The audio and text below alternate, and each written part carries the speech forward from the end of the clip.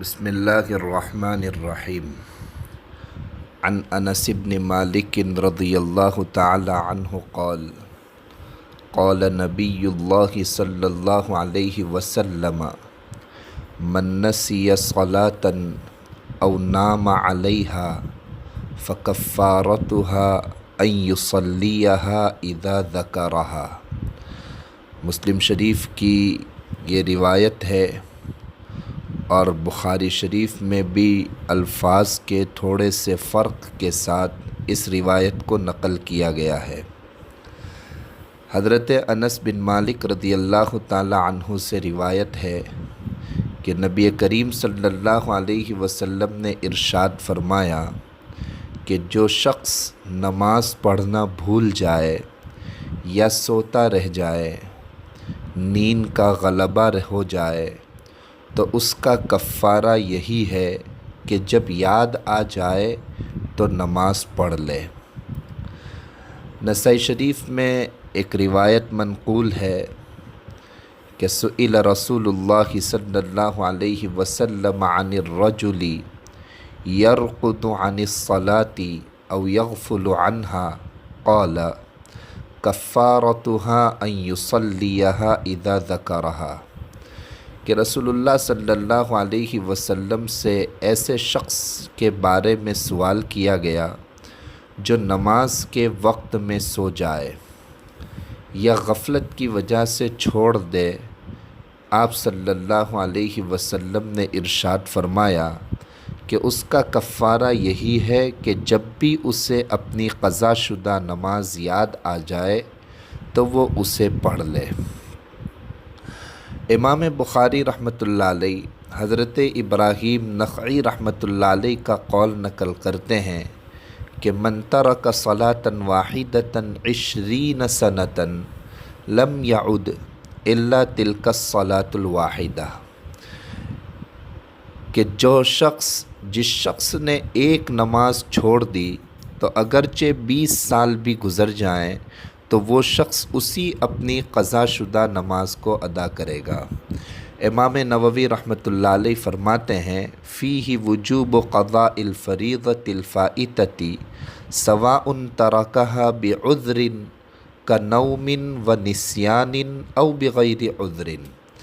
مسلم شریف کی شرح میں امام نووی فرماتے ہیں کہ جس شخص کی نماز فوت ہو جائے اس کی قضا اس پر ضروری ہے، خواہ وہ نماز کسی عذر کی وجہ سے رہ گئی ہو جیسے نیند اور بھول جانا وغیرہ، یا بغیر عذر کے چھوٹ گئی ہو۔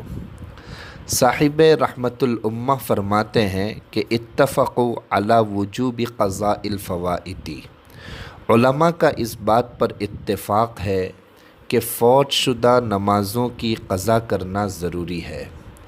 قضا نمازوں کو ادا کرنے کا طریقہ یہ ہے کہ بالغ ہونے کے بعد سے لے کر اب تک آپ سے جتنی نمازیں چھوٹ گئی ہیں ان کا حساب کر لیں۔ اگر قضا نمازوں کی تعداد معلوم اور متعین ہو تو ترتیب سے ان نمازوں کو قضا کرنا چاہیے، اور اگر متعین طور پر قضا ہونے والی نمازوں کی تعداد معلوم نہ ہو اور یقینی حساب بھی ممکن نہ ہو تو غالب گمان کے مطابق ایک اندازہ اور تخمینہ لگا لیں، اور جتنے سالوں یا مہینوں کی نمازیں قضا ہوئی ہیں احتیاطاً اس تعداد سے کچھ بڑھا کر اسے کہیں لکھ کر رکھ لیں۔ اس کے بعد فوت شدہ نمازیں قضا کرنا شروع کر دیں۔ جو فرض نماز فوت ہوئی ہو اس کو قضا کرتے وقت اتنی ہی رکعتیں قضا کرنی ہوگی جتنی فرض یا واجب رکعتیں اس نماز میں ہیں۔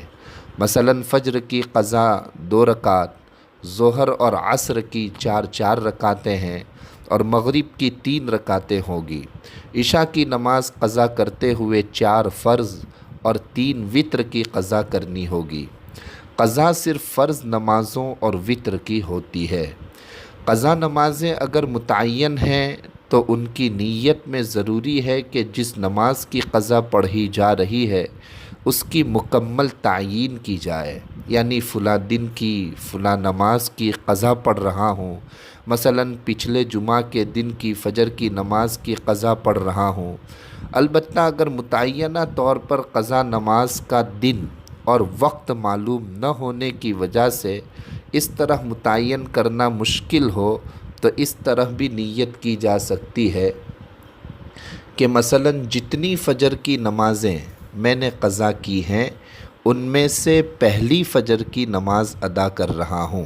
جس وقت یاد نہ ہو تو اس طرح نیت کرنی چاہیے کہ میرے ذمے جتنی فجر کی نمازیں قضا ہوئی ہیں ان میں سے پہلی فجر کی نماز ادا کر رہا ہوں، یا مثلاً جتنی ظہر کی نمازیں قضا ہوئی ہیں ان میں سے پہلی ظہر کی نماز ادا کر رہا ہوں۔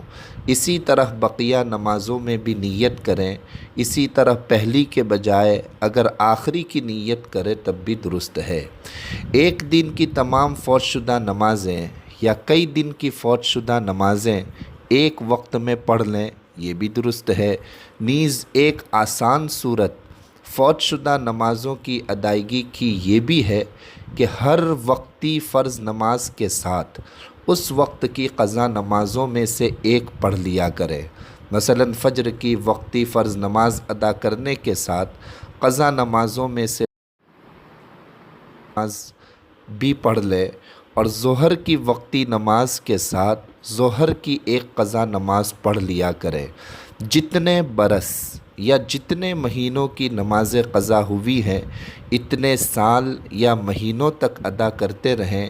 جتنی قضا نمازیں پڑھتے جائیں انہیں لکھے ہوئے ریکارڈ میں سے کاٹتے جائیں۔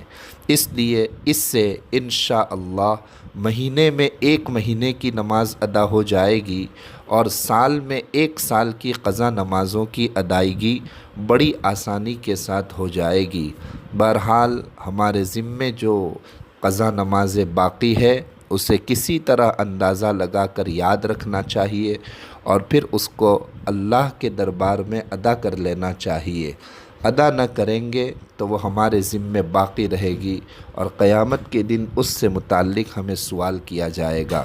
ابھی کافی وقت بھی ہے، سب لوگ فارغ ہے، تو ایسے موقع پر ہمیں وقت کو غنیمت سمجھتے ہوئے اپنے پچھلے حساب کو مکمل کر لینا چاہیے۔